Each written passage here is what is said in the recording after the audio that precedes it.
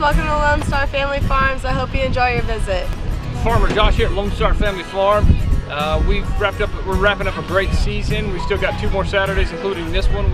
Our normal hours in November are 10:30 a.m. to 6 p.m. With the time change, we shut down earlier in November. But we'd love to have you come out. Lots of activities still going on. We've got pig races, we've got hay rides, we've got a big 8-acre corn maze. Still have a pumpkin patch if you want to get some pumpkins for Thanksgiving. Also have a corn pit for the kids to run around in. Also a cow train and a corn cannon that shoots ears of corn out at targets. So lots of fun stuff to do at Lonestar Family Farm. We wrap this season up November 10th.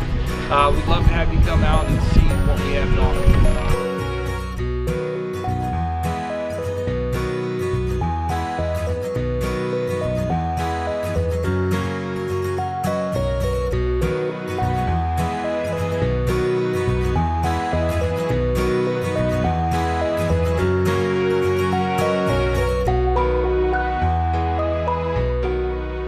Thanks for coming out, y'all. I hope you enjoyed your visit.